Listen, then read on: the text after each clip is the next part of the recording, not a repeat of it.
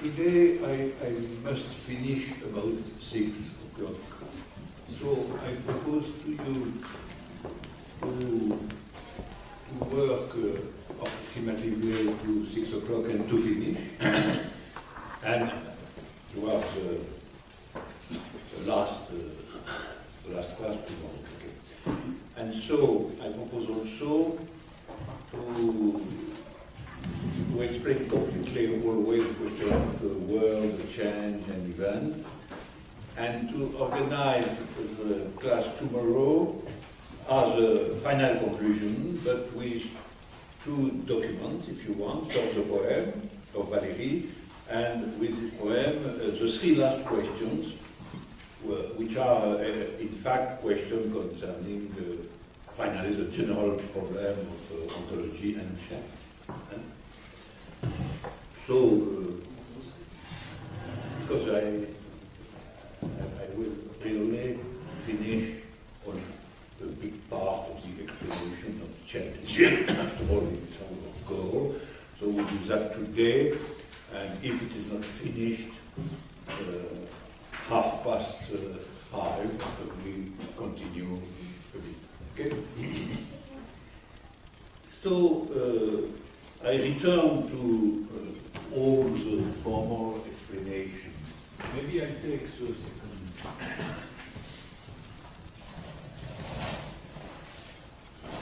And everybody must be placed.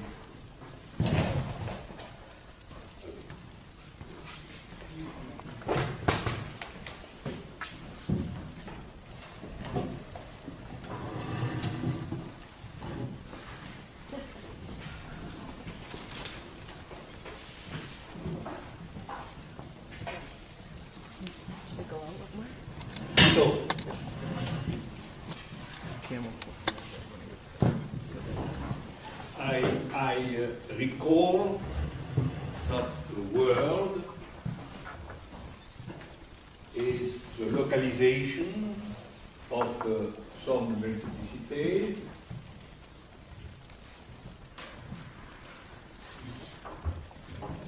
This is a very small world.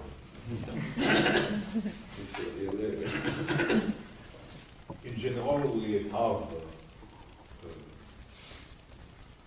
infinity of multiplicity. But we cannot understand the question of infinity because it's practically another question. Maybe I have think of infinity before, but I return maybe to this problem the next year. And so, in a multiplicity A, and the world is composed of a set of multiplicities and an order that is a set which in fact is also in the world, naturally. The order is not outside the world, it is an order inside the world, but this order has specific properties.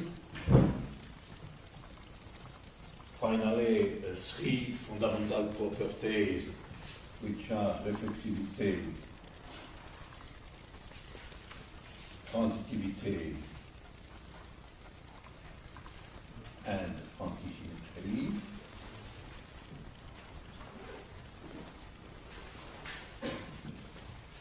And these 3 properties explain the possibility to an order to function as a measure of identity and difference, because it's a possibility to organize a comparison between the 2 different things.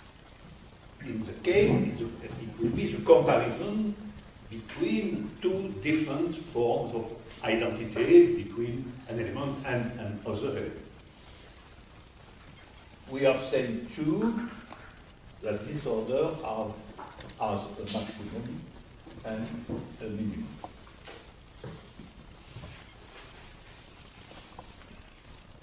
With only all that, and there is some other properties of the order, but it's not a necessity for us to explain that immediately. With all that, we can explain why in a specific world two things, two multiplicities, which are ontologically different, must be identical, and on the reverse, that two multiplicities that are ontologically the same can be different in the world. Okay? So, philosophically, we can say something like that. At the level of ontology, we have a strict extensional principle of identity. It's the Aristotelian principle of identity. That is, A is A. A is always equal to A. And that in a world which is a particular localization of ontological multiplicity, we have not this sort of principle of identity. We can have that A is different from A in some sense, and more generally, identity and differences can be absolutely different of the extensional law. Extensional law, I recall to you, that is, the difference is always localized in one element. There is always one element which is in one multiplicity and which is not in the other. So the difference is always something quantitative in some sense. The difference between two multiplicities resides in the fact that in multiplicity we can find something which is not in the other. So the ontological identity is an identity of yes or no. In fact, at the true fundamentality is that the logic of being as such is a logic with only two values. Two values. Either something is in the set, either something is not in the set. That is the foundation of identity and difference. If we were in the world of logic, we can make that very simply. The logic of ontology is the classical one. It's a classical logic. It's not the same thing when we have in a specific world. Maybe the logic of the world is classical, it's a possibility, but in general it's not. It's not. That is, there is no extensional definition of identity, and so we have something like an intensive definition of identity. Or if you want, a qualitative conception of identity and difference. Naturally, when difference is qualitative, we can have very many differences between the things in the world which are not reducible to the classical difference. A difference which is a small difference, a big difference, you know, something like that, that is of, in our common experience, is not at the ontological level. At the ontological level, you are identical or different. You cannot have something like a big difference, a small difference, or a small identity, or a big identity. All that is without any signification at the level of pure multiplicity. We have the classical yes or no, when either identical or different. When in a concrete world, it is absolutely not always the situation. We can have precisely some relationship, maybe of similitude. Something that is not identical to something else, but similar to something else. Where something can resemble to something else, and so on. So we have many concrete variations in a world where it is possible to accept something, the notion of difference, a small difference, big difference, not small, neither small nor big difference, but ordinary difference, and so on and so on. And to think all that, we cannot use the classical logic, because it's not identity or difference. It may be, yes, identity, but a small identity, or a big identity, which is not the completely identity. And it's at the beginning, there is all that something paradoxical, but it's not paradoxical at all. In fact, it's a yes and no of ontology, which is strange. But in our common life, we are always in the world. And in the world, we perfectly know the idea with, somebody is very similar to another somebody. And with also, I am, for example, identical to my brother, but not absolutely. You know? And so we can have experience of variation in the field of identity and also variation in the field of difference. So we are abstractly convinced that identity and difference are strictly opposite. But in fact, it's not exactly true. It's true only if your logic is the strong classical logic, which is extensional. If something is a point is different, it's absolutely different. Because all differences are absolute. But you have naturally experience of something very different, which is not so radical, so strange. And something which between identity and difference. Identic by in some points and different in some other points. All that what we must represent when multiplicities are not in the pure ontological level, but are, if I can say something like that, in the compromise with the world. Compromise with the world, where the pure identity cannot be so strong that at the abstract level of ontological existence. Okay? Alors, how all that works? We can fix some new definitions.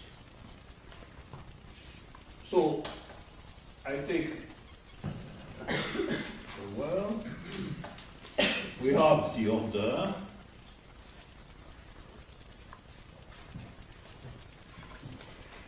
And we have, for example,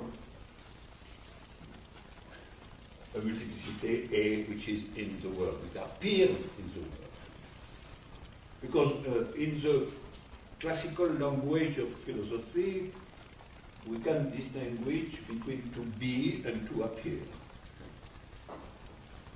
Not in the sense that appearance is something less existing than to be. To appear is absolutely real. It's not an illusion, it's not a falsity. It's another level, which is the level of existence, precisely, and not the level of pure being.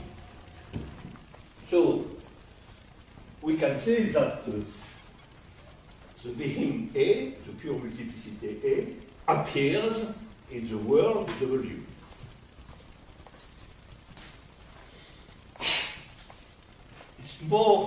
It's a classical language, but it's more interesting to say that the multiplicity A exists in the world W. It's much more useful and finally productive to use not the opposition between being and appearing, which very often is interpreted in a Platonician sense. That is, to appear is something which is illusion, which is not really to be, and so on. The sense of a clear opposition between to be and to appear. And with the idea that we must think real being beyond the whole appearances. If you say that A is as a multiplicity which is throughout in the scope of mathematics. And if you say that A exists in the world, we are not the same opposition. Naturally, to exist is also to be. Only something which is can appear.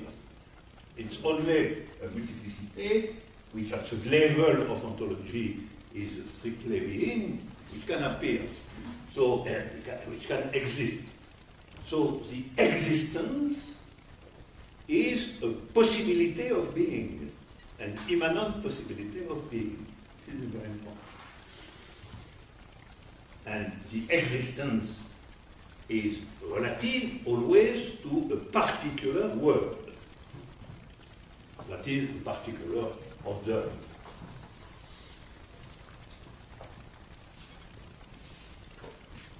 After that, we have elements of the multiplicity, so X and Y.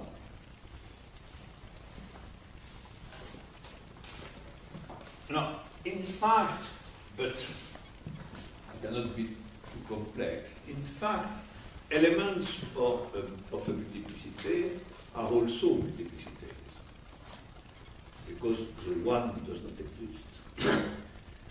So, a multiplicity is composed of multiplicities. We have affirmed that all what is a multiplicity. We cannot introduce clandestinity, something which is not a multiplicity. So a multiplicity is not composed of atoms. It's not composed of pure unities. A multiplicity is composed of multiplicities. So as very often the picture is not absolutely correct. In fact, X is also something like that. But when there are elements of the multiplicity A, they are conceived, in fact, as elements of the multiplicity, and not immediately as multiplicity. But in their being, they are multiplicity. So the point is that if we don't accept the idea of a pure unity, a pure one, we must admit that all multiplicities are composed of multiplicities. And so on, and when finally we must stop, we stop to the void. That is not to the one, but to the empty set. It is a set without an element.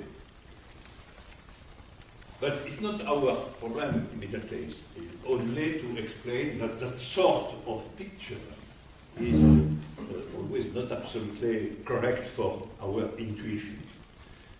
Because spontaneously we think that elements of the set are something else than the set. But at the pure level of ontology, there is nothing else than sets.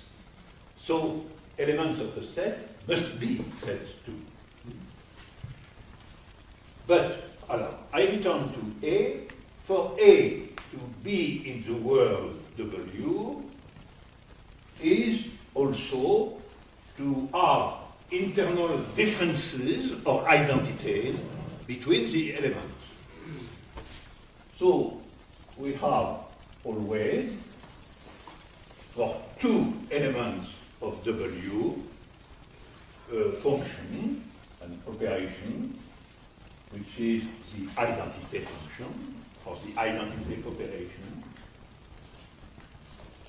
the result of which is an element of the order.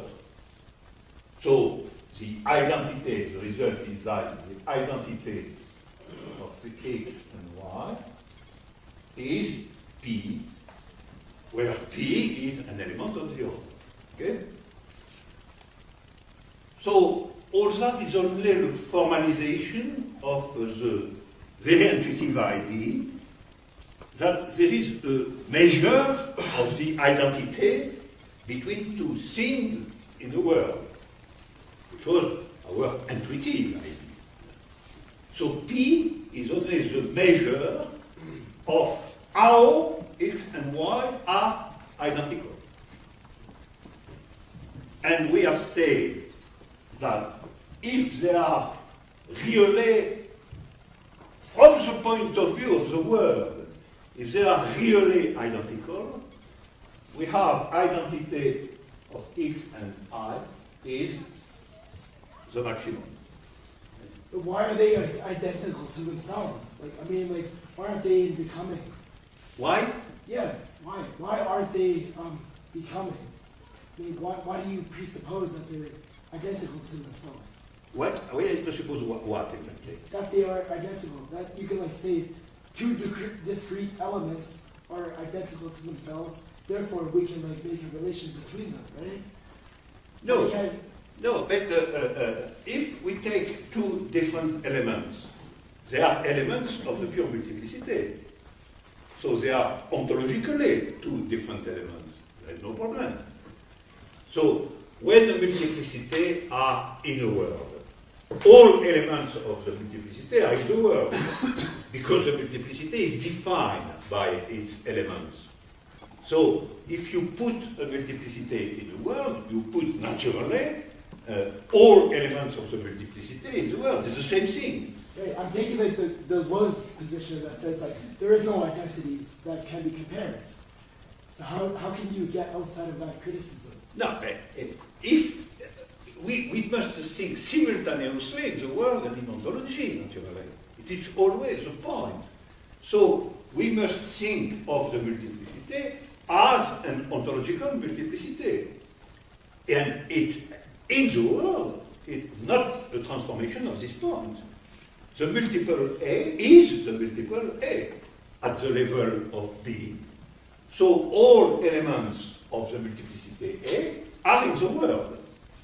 So we can perfectly speak of two different elements at the ontological level, which are measured concerning their identity at the existential level. Naturally, your question is a very good question, because all what is the novelty of all that is that we don't attempt to solve the question of change at the ontological level. But we cannot solve the question of change at the pure level of the world. We must have the two, the intrication of the two. And it's a very strong idea that the change is composed of something which not change, which is precisely the ontological level, inside a new law of existence of this thing, which constitutes the possibility of a change. But the possibility of the change will be a possibility of a change of relation between the multiple with something else. And so, for the moment, we are just saying we are not in the change for the moment. There is no thinking of the change in all that. We are only thinking that when a multiplicity is in the world, we have naturally an application of the function identity to all the elements of the set A. It's automatically the fact to be in the world. Immediately, the fact to be in the world is that there is a measure of your identity in the world. Okay? And so we can say something like that. Identity of X and I is B. And if in this world and for this set and for these two elements we have identity of X and I is maximal, we can only say that from the point of view of the world, X and I are the same. They are not the same at the ontological level, but they are reduced to be the same at the phenomenological or at the level of the world. And if identity of X and Y is equal to the minimum, we can say that the identity of X and I is something like zero from the point of view of the world, and so that in the world, X and I are absolutely different. Okay? P is neither one nor the other, they are a bit identical. They are a small identity, and it depends on the value of P between mu and M. It's very simple. So we can see that finally we have something like that. In the order we have minimum and maximum. And we can have or have not many values which are intermediate. If we are in a strictly classical world, we have only two. Because I recall that in a strictly extensional world, that is, for example, in the ontological level, we have only two values. Because we are, or the two things are identical, so the value maximum, or they are completely different, and so it's the value minimum. Finally, we can say that ontology is a level where the order contains only two possibilities: identity maximal or identity minimal. Complete difference or complete identity. But in general, in our world, here, for example, it's not the case. We are precisely many intermediate differences. Something is similar to another, something is not too different to another. A color red can be compared with an other red, but is much more different from blue, and so on. And so in general, we have many intermediate possibilities of identity. And see, if you have two elements in a set, finally, when they are in the world, automatically, the function identity fixes the value P of the identity of X and Y. And P can perfectly be, like in this picture, somewhere between the minimal and the maximum. And the conclusion is X and I are not exactly identical, but not completely different. And it's a question of experience. When we are in the world, we have constantly something like that. The difference between blue light and the blue dark, it's exactly a question like that. We cannot say that it's not at all the same color. It's a blue, but one blue is more light than the other. So they are finally different. But you understand that we cannot say that they are completely different. Because finally it's a blue color. And you know it's not possible to understand all that at the ontological level when we have only two values. Because in the ontological level, as Parmenides have said, either something is, or something is not. And so we have two logical. No problem? All that is clear? Yes.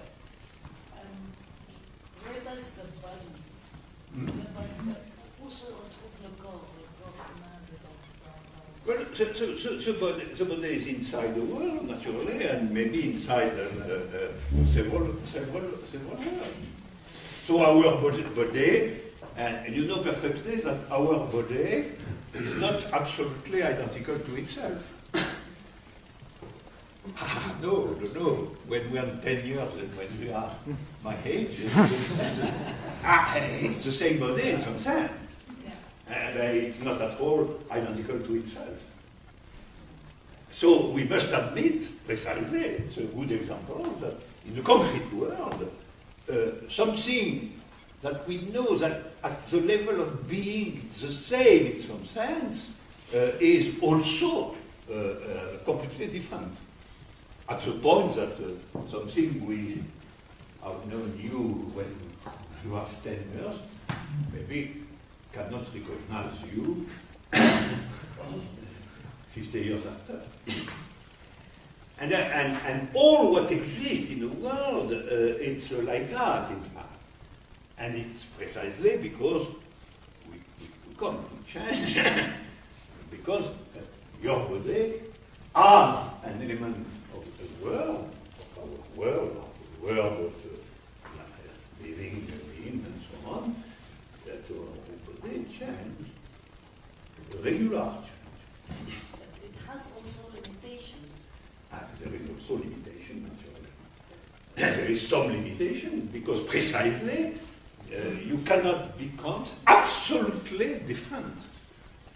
You are on the line, and it's very often we say when we see somebody, oh, you have no chance, you are the same, you are the same. It's a pleasure. I am the same 20 years after. But maybe it's only because we have something like that we can say you are the same. We are the same in the sense, yeah, you are not too different.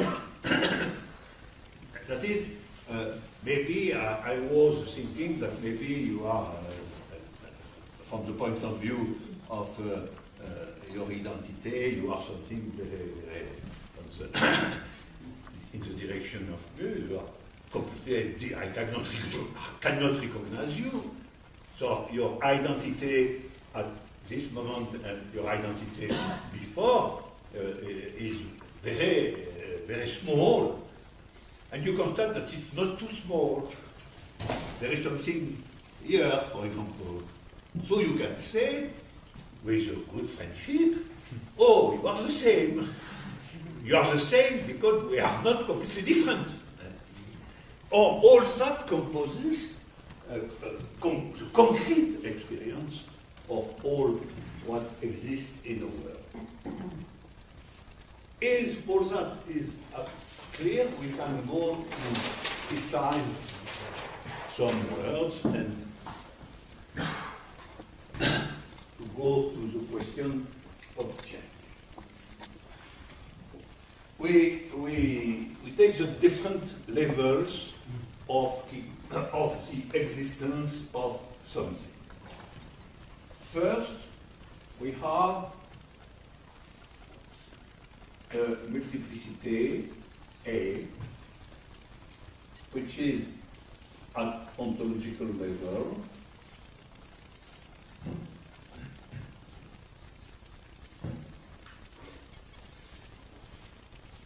and which is absolutely identical to itself.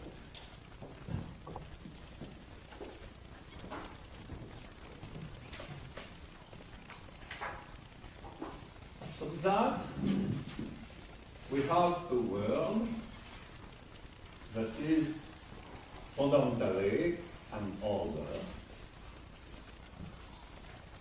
plus multiplicity.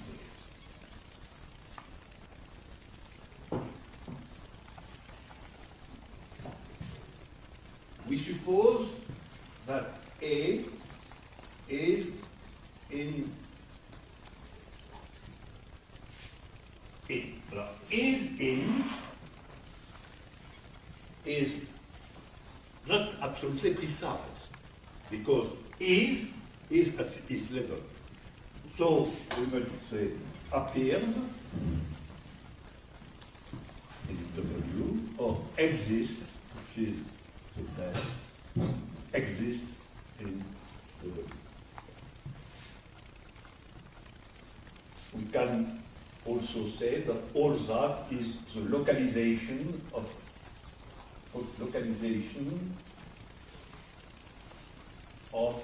being.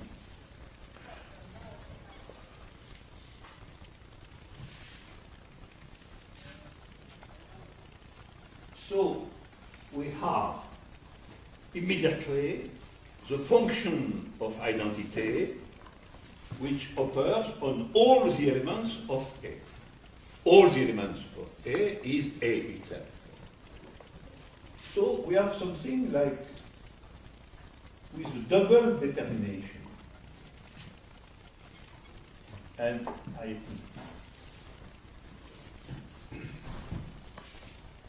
the pure being is submitted to an internal relation which measures the identity of two terms. Okay? So we can say something very simple. At the ontological level, there exists pure multiplicity. In a world, what exists is a multiplicity with the measure of identities. So we can say that at the ontological level we have A, but in the world we have A and the identity. The new identity, which is not the pure identity of the ontological level. So we are, we comes from, in some sense, from 1 to 2. Because at ontological level, A is completely determined by itself. That is, by all the elements which composes it. So there is something at ontological level as an absolute definition or immanent definition of the multiple, which is the composition of the multiple by all its elements. And we know, I recall once more, that if one element is different, all the set is different. At the level of the world, it's not the same. What is in the world is defined by a multiplicity, but with the new evaluation of identities inside the set by the order of the world. So the world is something which introduces in the purity of being something of another nature, which is precisely qualitative difference. And in fact, it's an experience. I take a picture or a metaphor. When we are going in a new country, it can be an image to go in the world. That our being is going to a new world. So it's a new appearing, a new existence. Or you completely understand that what we can assimil as a measure of identities is different. And first, the measure of our proper identity. We see that we are different in some sense. Not because we have changed, but because the world is not the same. And I have said the question of language, the question of customs, the question of all that. We are inside all that without knowing precisely what is the system of our identity with other things, other multiplicities. So we have the concrete experience that the world, to understand our presence in the world, we cannot have only the feeling of ourselves, but also the knowledge, the minimal knowledge of the new order. The new order which organizes things in the new country. And it is why when we are in the world, to know what exists in the world, we have to pass certainly by the pure being, but by something else which is precisely the measure of identities. And the measure of identities is not the same in the world as in another world. And so we don't speak concerning existence. We don't speak of a pure multiplicity, but we speak of a multiplicity with a specific function of identity. this pairing, these two, 1 to 2, we name an object.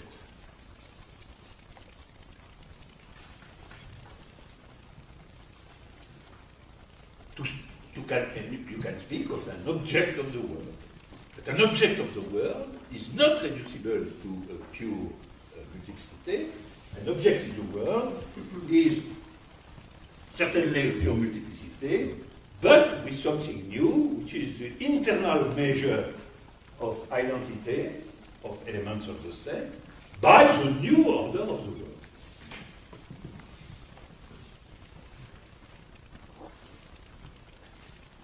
And finally, we have elements of A.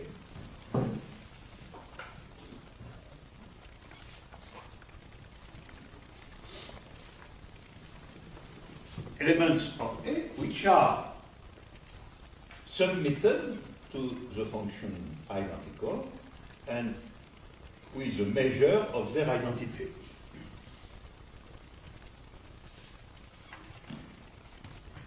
And we name an element of an object, we name that a thing.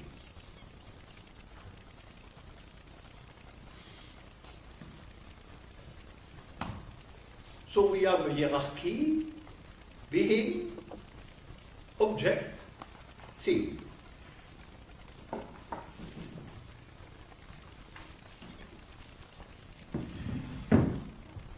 You know, finally, a thing is nothing else than an element of an object, which is, that is, an element of multiplicity with its function of identity between its elements.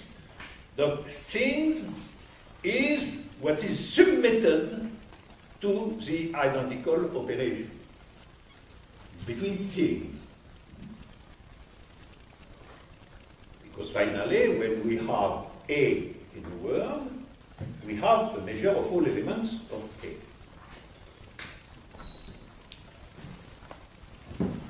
So, we can say an object is a being which appears in the world, and all the elements of this object, all the things, are measured by the order concerning their identity.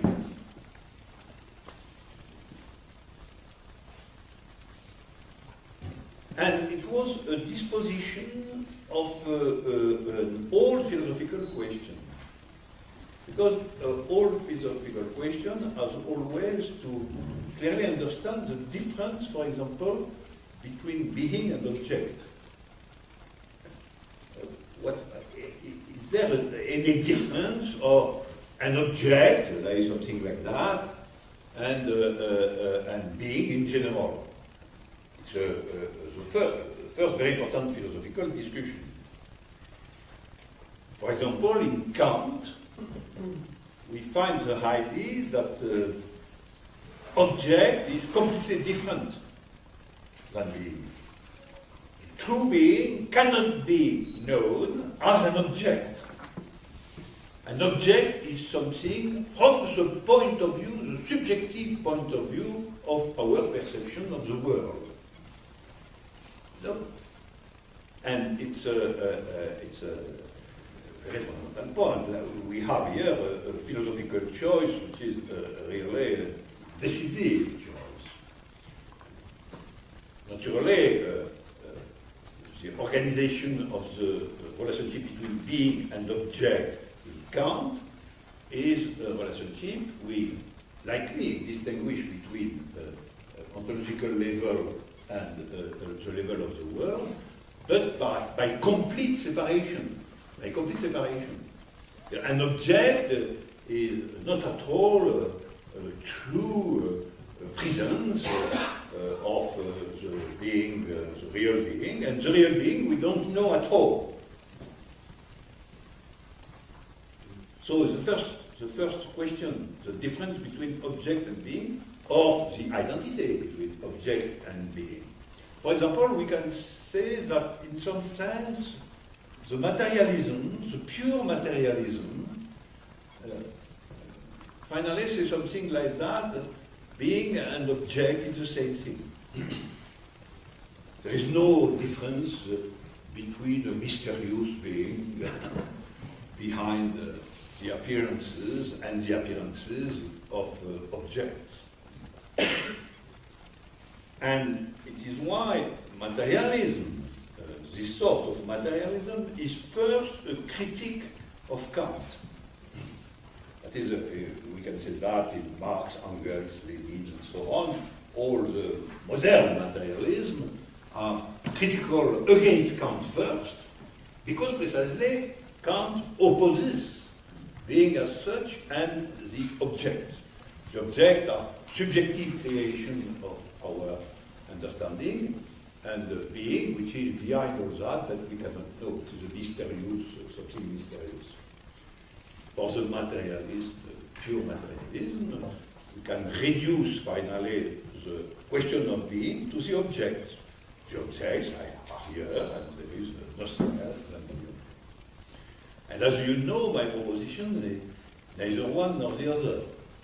I don't admit the critical vision of Kant because I think that we can absolutely know what is the pure being, that is pure multiplicities, and there is a science of pure multiplicities, which is mathematics, and a science which is an open science. You cannot know completely what is a pure multiplicity because mathematics is today something with change. There is a new mathematical discovery day after day. So it's an open science, it's a science. So we can perfectly understand what is being as such, and being as such is really present in the object. The object is only being as such in a world that is submitted to an order. And but I don't agree with ordinary materialism because I think that we cannot reduce being as such to objects. Because clearly objects are objects of the world. And so if they are objects of the world, you must admit that it's not the same thing to be as such and to be in the world, to be localized and submitted to an order. It is why the complete conception of all that is a necessity to have a new understanding of change. Because change, the idea of change must be very different if we are in the Kantian conception, the pure materialist conception, the other conception. It is why I must explain all that to you. But in philosophy, we have had two great discussions concerning the very signification of the word thing. Why a thing is different to an object. Is anybody of you can say to us what is the difference between an object and a thing? Have you any idea? Is an object something that always relates to a subject? Yes. And a thing is something that... And the thing, and so we cannot have any perception of a thing? Yeah, a thing is... could be a subject or an object. A thing is? Subject or an object? A thing is a subject or an object. Can be. So, your definition is that an object is what is opposed to a subject, Related to the subject. or related to a subject with different from a subject, and that the thing is anything what exists. Subject and object. A thing is always material. So Is? material, right? Wait. So it could be anything that exists. And you don't admit that there is something like a mental thing. Where does temporality come into this? Like Miyasu, like your Quentin Miyasu, right? He talks about time with the capital T. I'm just like wondering where his like advance of worlds would fit into like your description of objects within a world. Yes. Finally, you know, you can have, it's the first proposition, your first proposition is to say that object is something which is opposed to subject, different from subject and in relationship to subject. So, objectivity is something which is in relation with subject. Oh, it was a question for you.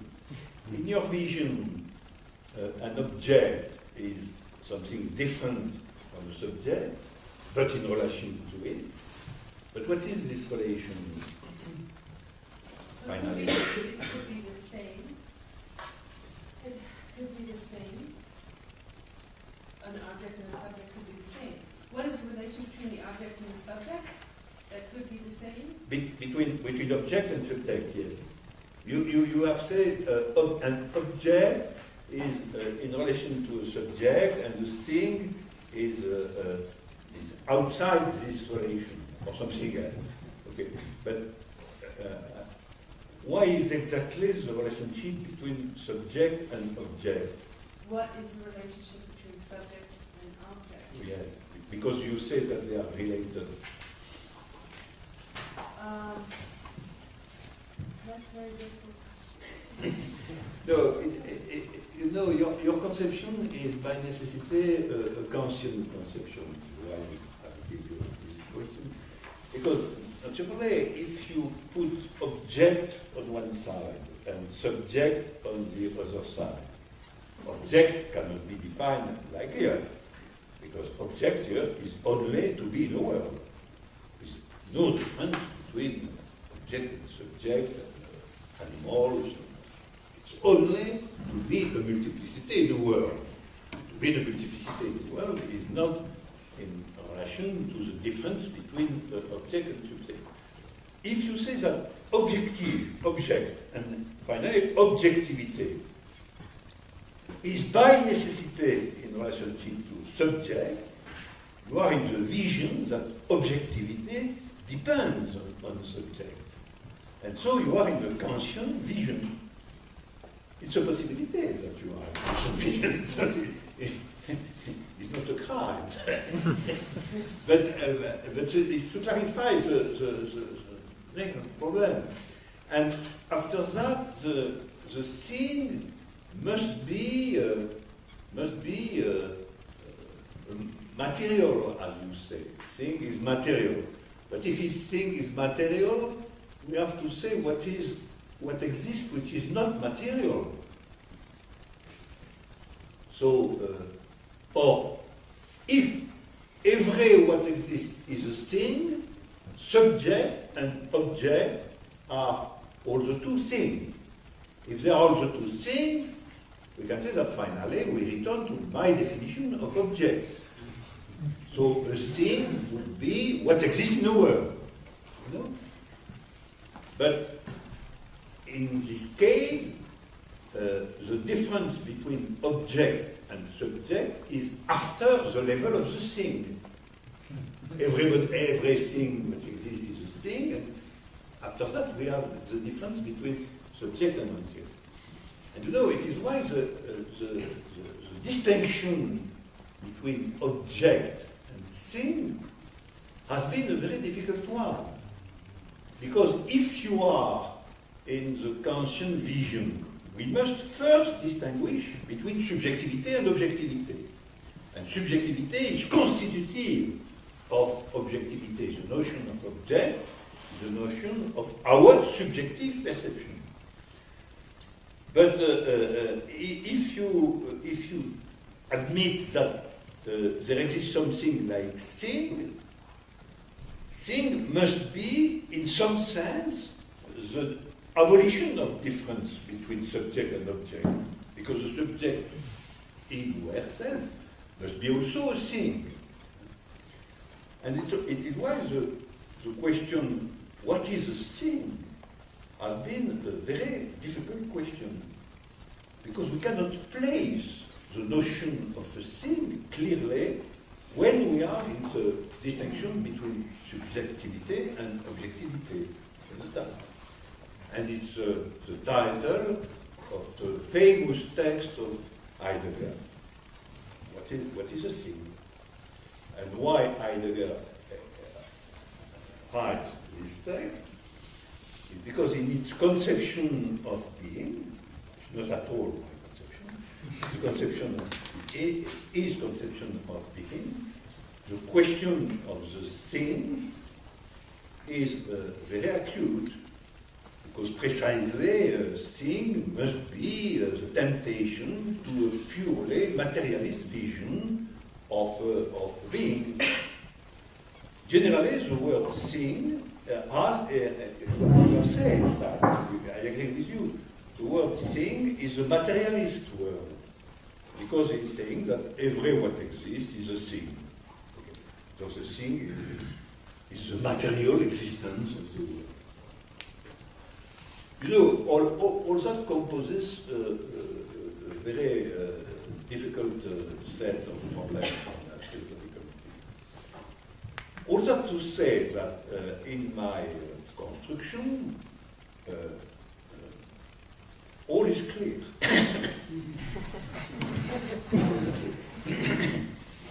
Because we have the perfect vision of the distinction between being, object, and thing. No? The question of the subject becomes complex. You put all the complexity on what is completely absent here, that is the question of subject. But you know, if you want to say something concerning objectivity, which is not Kantian, which is not independency of the subject, it's reasonable to have no subject at all at the beginning. After that, I introduced the notion of subject and subjectivity.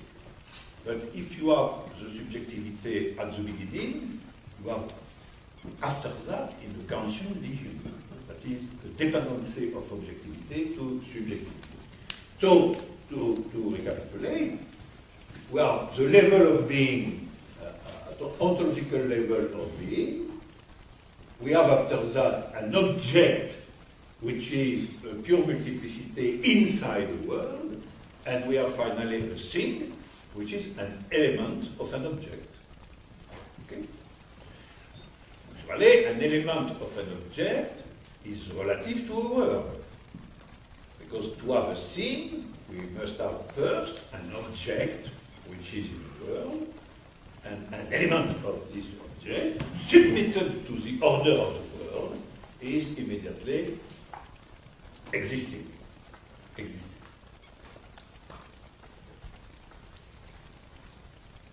So, if to exist is to be submitted to the order of the world,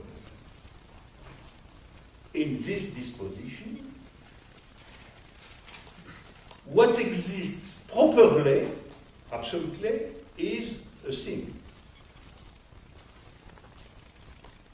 Because certainly we have with any object the function of identity, but the function of identity prescribes the identity of elements of the set. So what exists is always a thing in the world. Or if you want, the world is composed of things. In fact, it is composed of sets. But as a world, what imports is the thing, because it's the thing which is submitted to the order.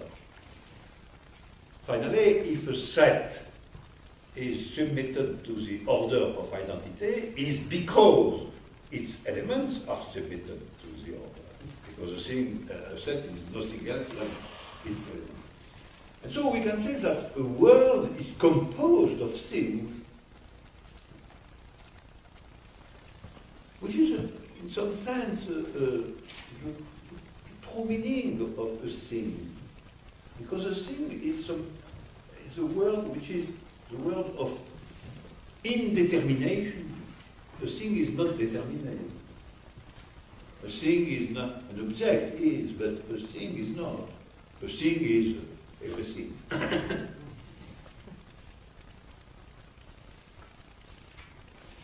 But we must recall that the world is composed of things, which is a materialist point of view, but things are always in a set, which is in the world, that is, a thing is a component of an object, the object is in the world with the function of identity. And so, if we transfer all that at a more elementary level, more intuitive, we can say something like that. To be in a world, to exist in the world, is to exist somewhere in the world. We don't exist at the absolute generality of the world, actually. We perfectly know that. We always exist somewhere in the world. And naturally, it's the case of an element of an object, because the object is precisely somewhere, the somewhere in the world. So we can have an intuitive vision. We change the world to be more empirical. We have a word, W, the order. We can say that pure multiplicity appears in the world. That signifies that the elements of the multiplicity are immediately submitted to the law of identity. Okay? We can perfectly say that the things, because the thing, the element of A are things, the things are in the world at a place of the world which is precisely the set A. So you are somewhere in the world when you are a thing of the world, when we appear somewhere that is as elements of a specific being which is in the world. We can say A for X and Y, their side, their modality of presence in the world, the somewhere of the world where they exist. No? And is something like my family, my country. Can you talk about how time fits into like your ontology? Because like there's like this relation, right? And what about temporality? What about becoming? Where? Time. No, but for the moment there is no time. The moment. For the moment. For the moment is timeless. Really? Timeless. Time is something else. We must construct time. We must construct time. Like so you're We a continent, like, cannot begin by time. Because if we begin by time, we have no understanding of anything afterwards. The difficulty of the Heraclitean position. The Heraclitean position begins with time, sometimes, begins with change, begins with becoming. But if we begin by becoming, we cannot say anything concerning what composed becoming as such. That's always been the question, the difficulty of the question of time. If we begin with change, we cannot have a true understanding of change itself, because you identify change and being. And so my attempt is to give to the intelligibility of change the Parmenidean part. There's the part of non-change, which is a necessity to understand change. And I return to science to completely understand the movement. Galileo and the creator of modern physics has been a necessity to say that a movement is always relative to something which is not in movement. We cannot have a general and indistinct movement. It's unintelligible. And so all this construction is the construction where we can understand what is a change. It's our goal. It's our goal. We go. And so, for the moment, we have only in the general disposition, conceptual disposition of the different components of a change. That is precisely being, object, and thing. Now we can have the question, what is a change? And what is a change in a world? Naturally, that is a change in the world. But for understand what is a change in the world, we must absolutely have in mind what is a thing. Because if something changes, after all, it's probably a thing, or many things. So, when we have a complete understanding of what is a thing, we must have the question, in some sense, we can say that a thing changes. So it's now our question. But we must first recall that the existence of a thing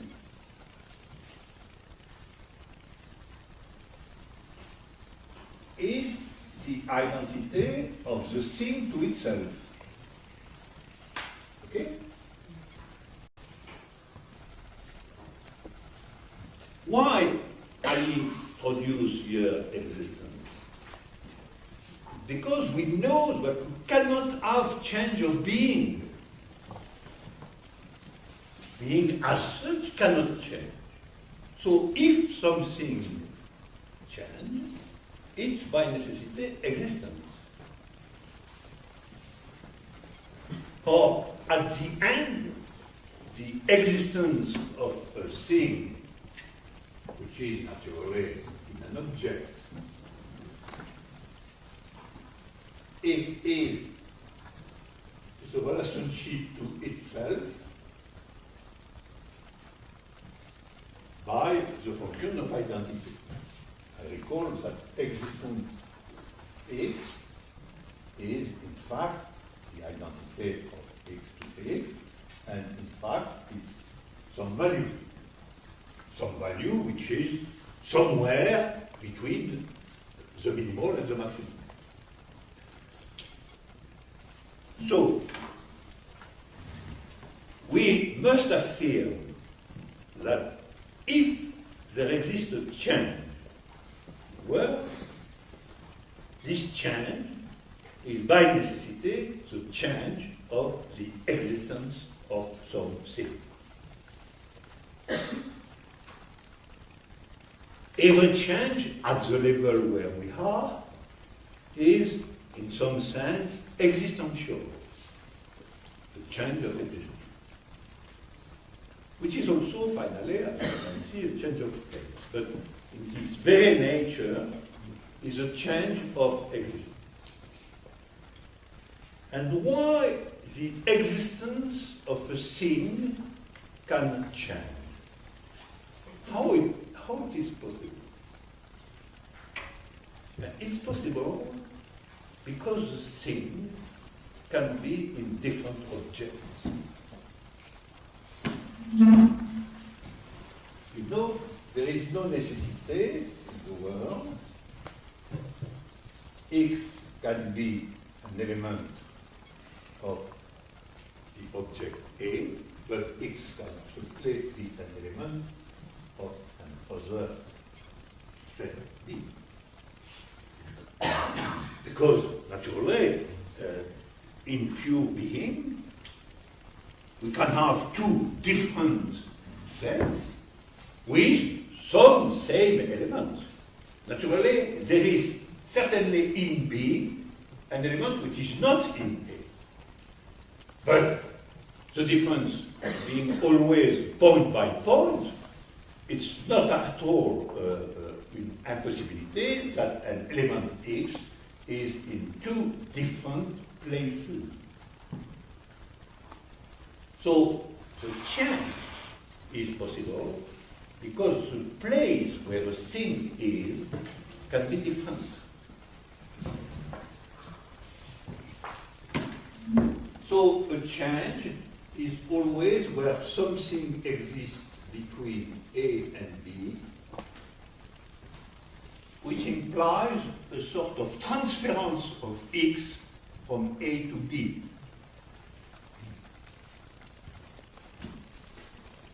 Exactly that when we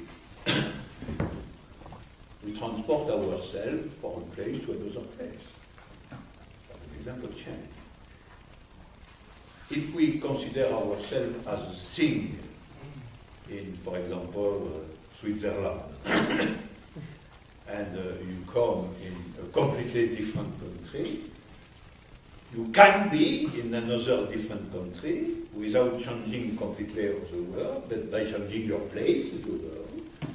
And you were a thing in France or in Switzerland, you are now a thing in Turkey or China, and all that is in the same world. In some sense, Switzerland and China must be considered an object of the global world, and you as a thing of the one, and you have the change because it's possible for you to be a thing in Switzerland and also a thing in China. But all your differences with inside the first set are not by necessity the same in the second, because the second has also B and the function of identity, and the function of identity is not the same. It means that for A, it depends on the world. Maybe it's the same, maybe not. So it depends on the world. It depends for our experience concrete of the difference between China and Switzerland, if you want.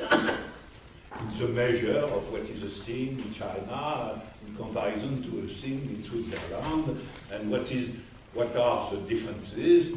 Is in China the differences are submitted to the same law that in Switzerland, and so on and so on.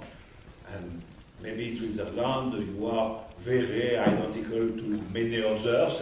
Maybe in China you are very different from many others too. So you understand, it's a very simple understanding of change. So change is really, finally, a question of displacement in the world. That is the possibility for a thing to appear in different places. And maybe this difference is in time.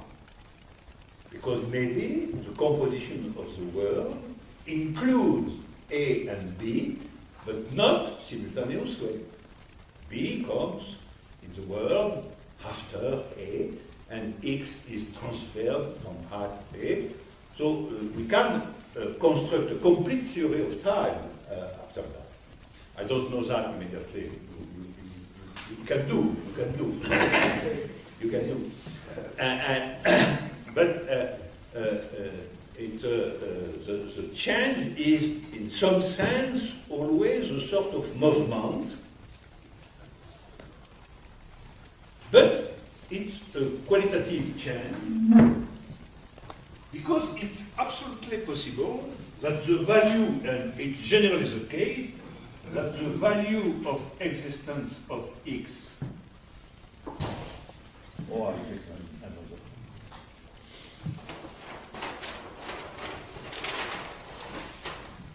If we name existence of X like that, that is the value of the existence of X in A. And we have the value of existence of the same X in B. There is no reason that the value is the same. Because the context of evaluation of identities is not the same. So the relationship, the identity to itself of X, of the thing X in the object A, is not by necessity the same that the identity of X is the context of B. So we can absolutely have a change of existence.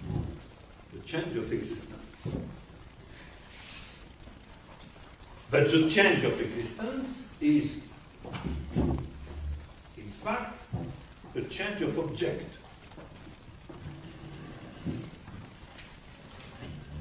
So, you know, the thing is transferred from an object to another object, and this transfer from an object to another object can transform the identity to itself of the thing, and so its possibility to have a change of the thing. When I say a change of the thing, is the change of the existence of the thing. But behind we have finally something invariant, because X is a multiple. But it's the same multiple with an other existence. Or you know, it was precisely our problem to understand how we can speak of the change of something. Because if the something is absolutely changed, we cannot understand the idea of the change of something. The change of something is only intelligible if we can identify the thing which changes. You know? And it's the case here. We can have a change of the complete existence of the thing as a being the same. So we can say that we have being, object, thing.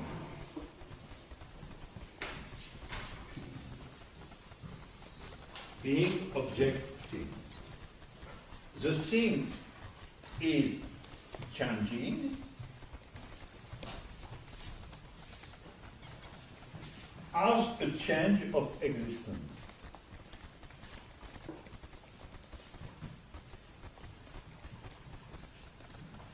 Existence of A in B.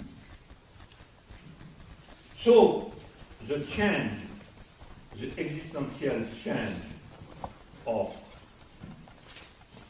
the thing is the difference of two objects. And the difference of two objects, finally, is an ontological one. Because A is really different from B at the ontological level. So we have two different beings at the ontological level. These two different beings are inscribed in the same world. It's the beginning of the possibility of change, that two different beings are in the same world. They are inscribed in the same world, and the X was an element of A, and was also an element of B. So X becomes a thing in the world, but a thing in different places, in different possible places. As a thing in the object A, but also as a thing in the object B. And so this possibility of two different existences in the same world is the basis for the possibility of change. And it's also the basis for the understanding of time. Or it is the of understanding of the correlation between space and time, more precisely, which is always the question. Because from the very beginning, the understanding of time is linked to the understanding of space. And it is why finally we have in Stein space-time. So a direct correlation between space and time. So we can also have an understanding of relativity inside this context. That's a technical problem. But philosophically we can say that we solve here really the question of the intrication between space and time from the point of view of change, because change implies an ontological difference. An ontological difference at the level, at the first level, the level of being. You know, that sort of change cannot imply a change in the world. It's only, the possibility of that sort of change is only the fact that the thing X can be in different objects. So if you have objects with the same thing, we are in the possibility of change of existence for the thing. But this change is inscribed in the world itself. It's not the change of the world. And it is why we name this change a regular change. Sometimes I say a simple modification. Modification of the value of existence. But a regular change. In fact, a regular change is a contextual change. There is a change inside the objective laws of the world.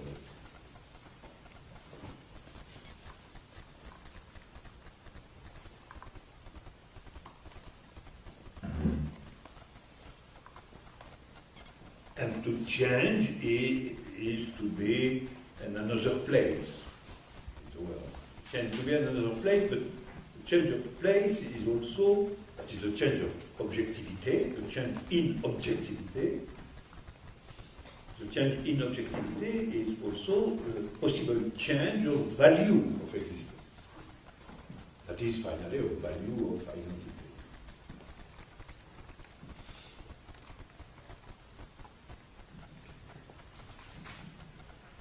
But the change of place can be a change of places in time.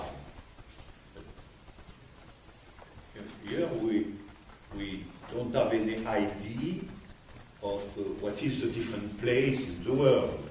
We only say that the two objects are different. But you can understand that after that you have the concrete analysis of the world.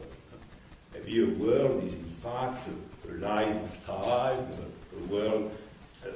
When we say that the world is composed of objects, we have no idea of this composition. This composition can be of many sorts. To completely understand the different possibilities of composition, we must have technical means which are a little more complex. But you understand that the fact to say that finally a world is composed of objects, and objects are composed of things, and all that is in correlation to an order, it's a very simple disposition. But we can explain abstractly what is a change in the world. But it's not a concrete representation of the change, it's our question. The change must be in time, in space, in the two, generally it is the two, but we can define space, time, and their difference only, not by the general concept of world, but by much more profound analysis of the different possibilities of the world that is a composition of multiplicity with some order. But we have, and I hope you are, the satisfaction to have, in fact, a clear answer to the initial question: how is it possible to have change without have the complete dissolution of the thing? Here we can understand in what sense the change is a change of a thing being determined in some ontological level. But the existence of the thing is submitted to change. And sometimes to change, to radical change. It's possible, for example, that the thing has first in some object, that is in some place of the world, a great value of existence, maybe a maximal value of existence, a thing which is really completely in the world, with all its kinds of things. And after some change, that the value of existence of the thing becomes the minimal. And that is the abstract definition of death. It is the becoming of the value zero of existence in the world.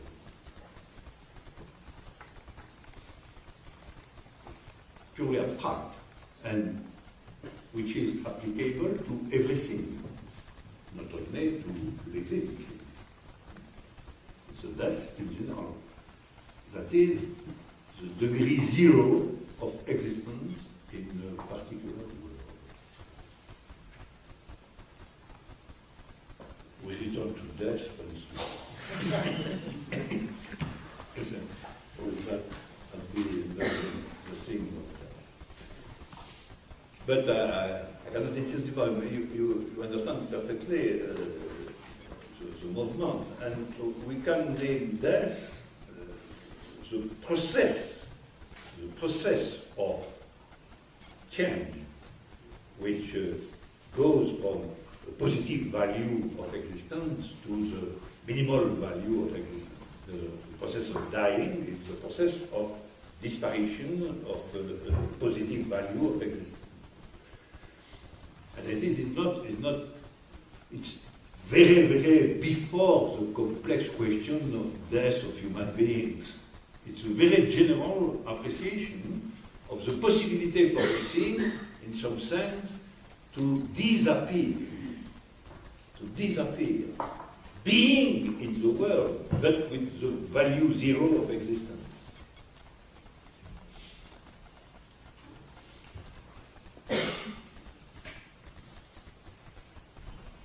All that is regular change. All that is regular change, that is the change inside the laws of the world. And you know, the condition of regular change is the presence of a thing in different places, that is, in different objects. But when we interpret empirically word, object, thing, it's much more complex, actually. But we have the framework. We have the framework to understand that the same thing can change its value of existence.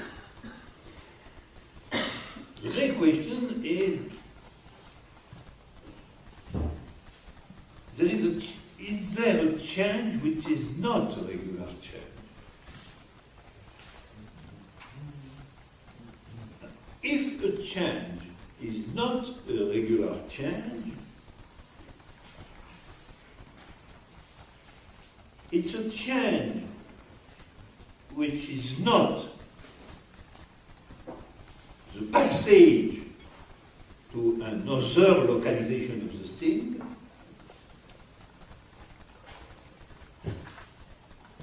the change is not a regular change, it's a change which is not the passage, the possible passage of the thing in another localization, so in another object.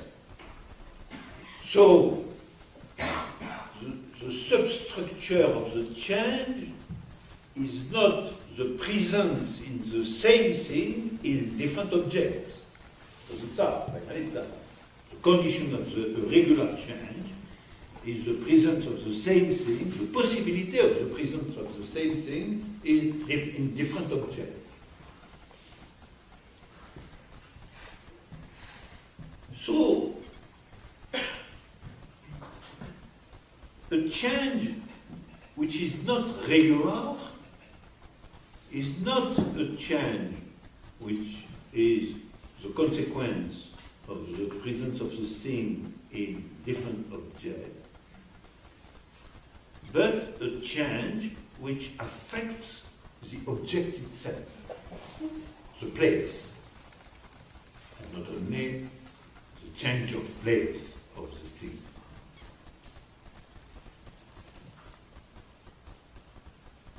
It's when one natural place in the world, that is an object, when an object in the world is by itself the support of the change. That is, the change is a change of the object and not of the thing in the object.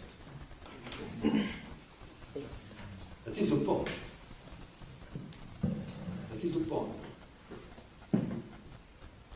Because in this case, something is transforming the law of identity itself. And it's not a change from a place to another place. It's a change of the identity function itself for the same object. Because you see,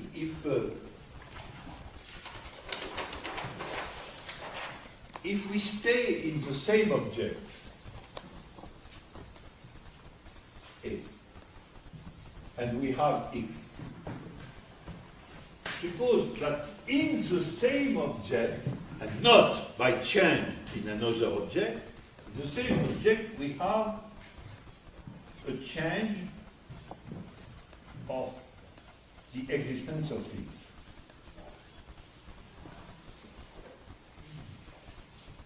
Maybe, for example, from the minimum to the maximum. A good change. Positive. Suppose for the moment that something like that happens. We have no explanation of something like that. And in fact, we have no real possibility of something like that. It's impossible.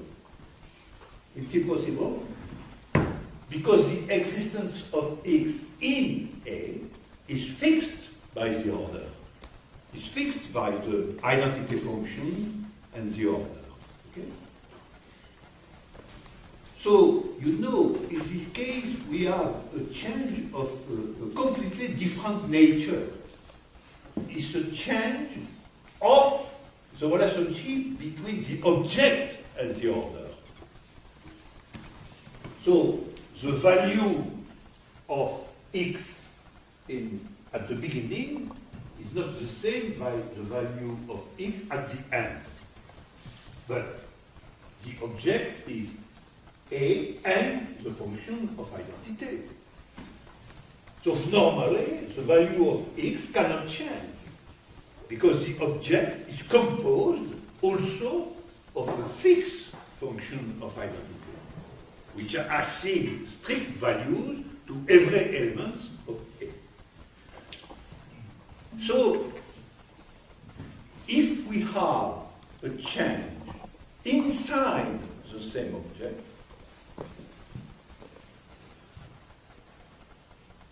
it is by something happens.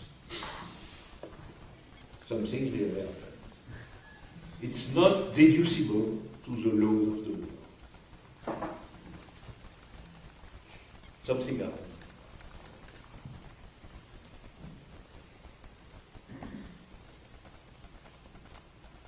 And if something happens in this form, that is between the multiple of the thing and the identities, we can speak of a singular change.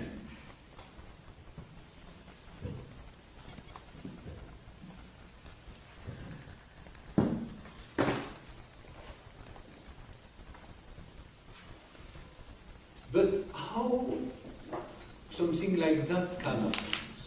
How something like that can happen without any external determination? You see, we have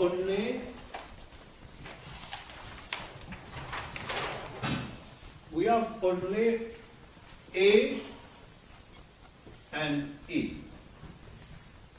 And it is a function concerning all x which are elements of A. So, we must, to understand what is a singular change, we must stay something inside all that. We have no external elements. We have no something else. We have no God. So, it's by necessity that something happens to the function identity itself. But why? Why? And my proposition, which is the result of analysis of many events, my understanding of that is it's an image. It's that there is a sort of movement of being as such to appear by itself. It's like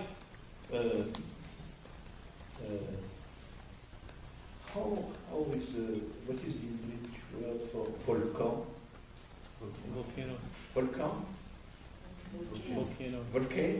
Volcano. Oh, perfect. So it's my image is a volcano. You know, a volcano is generally something which is quiet. But inside the volcano, by definition of the volcano, there is something like the internal being of the planet, the core of the planet, it is with extraordinary temperature and so on, and which sometimes all that goes to the surface and appears at the surface. It is like a volcano is the moment, the eruption of the volcano, the moment where something which is inside goes outside, goes at the surface. And I interpret that the possibility that the strength of being as such, which after all is the composition, the internal composition of the world, appears at the surface of the world itself. What is the fact? The fact is our volcano. Our volcano is when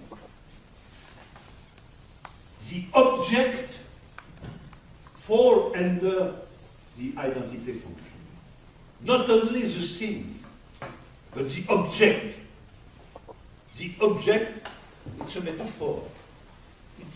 The object wants an identity. The object, which is naturally behind all what appears, behind the law of the world, exerts something like a new strength in the direction of appearing. And it's a moment where, at the surface of the world, there is a sort of indistinction between being and object. The moment where the object becomes a thing. The object becomes a thing. But a thing of what? But its proper thing. Because a thing is something which is an element of A. If the object falls under the function of identity, it is exactly because, in some sense, what happens is something like that. That this object appears in itself, by itself. It's a sort of violence of ontology against appearing. It's the appearing of being as such. No? Appearing of being as such. And naturally, it is why an event is a relationship with truth. The volcano is an event. But I anticipate, I do so.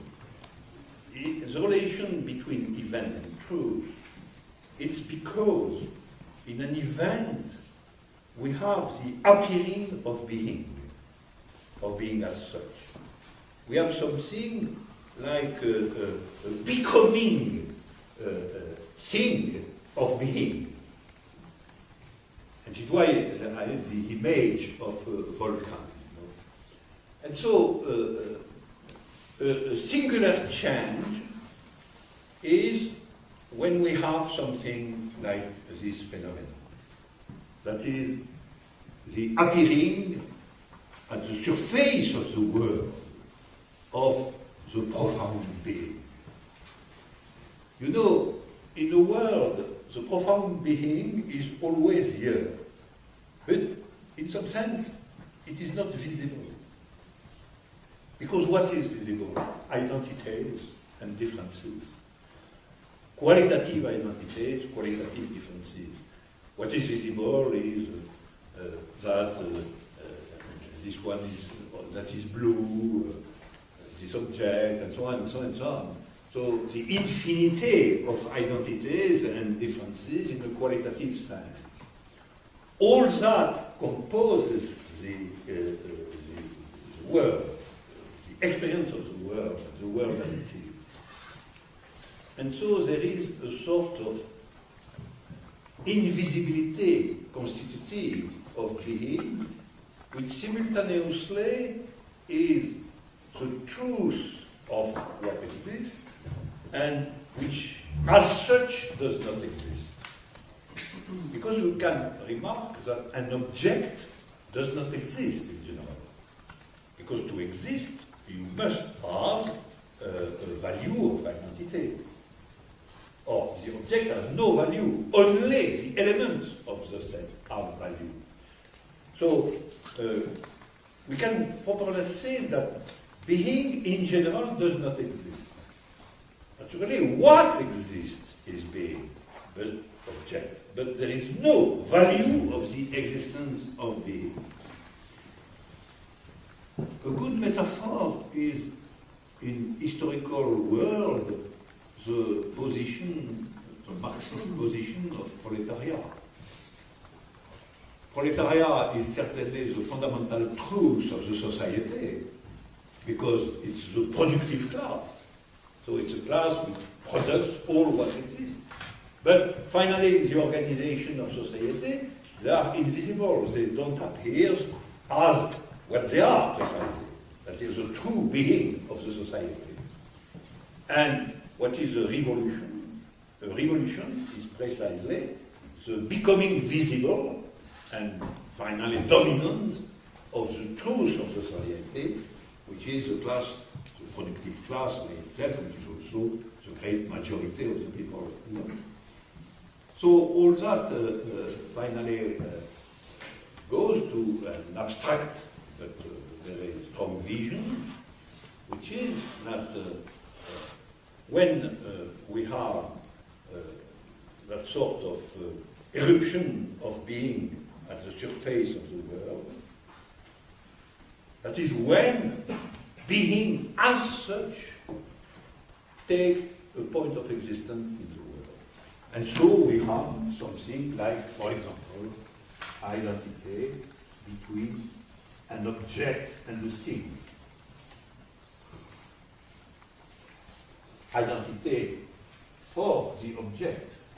Inside the object there is an identity of the object and something of the object. So it's also a singular change. It's also the becoming of an equality between thing and object. An equality in the concrete world.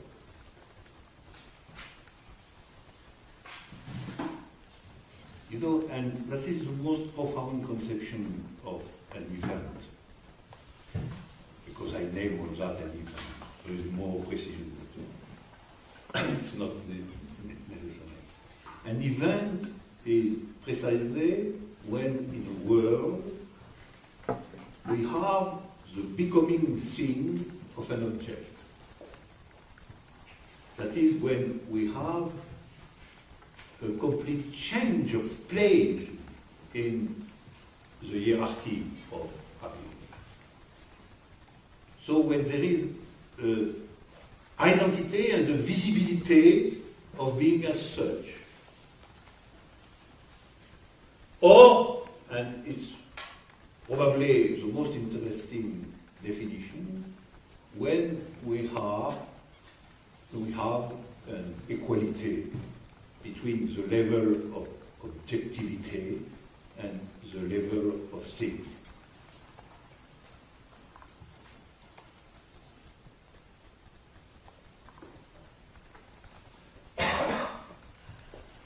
You know the great music of workers. We are nothing, the International. We are nothing, we must be whole. It's precisely the same thing. We are only things. We must become object. In the sense of my description.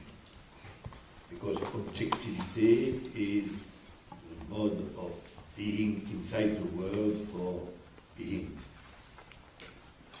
But to be a thing is the modality of existence of something in the world. And finally, we can say something like that at the end of all our trajectory. An event is when we cannot distinguish between being and existence. It's being in existence, the existence of being, which generally does not exist. And after that, naturally, an event is not something ordinary. An event happens, and happens in some sense beyond the law of the world. Because it's precisely the existence of pure being.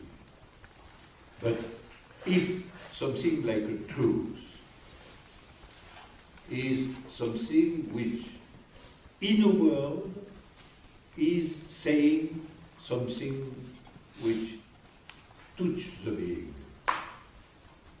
That is one possible definition of truth, but it's clear definition. The truth is saying something which is not completely relative to the world, but which is universal in some sense. That is, we touch something of the being. Naturally, there is a close relationship between truth and event, because an event is precisely the eruption of being in the field of existence, and not in the field of particularity of world. to go beyond this particularity of world, we must have something which is a provisory indistinction between being and existence. And so it's clear that an event is always a condition for a new truth. Event is always a condition for a new truth. That is for a new movement from the particular to the universal, or to the generic.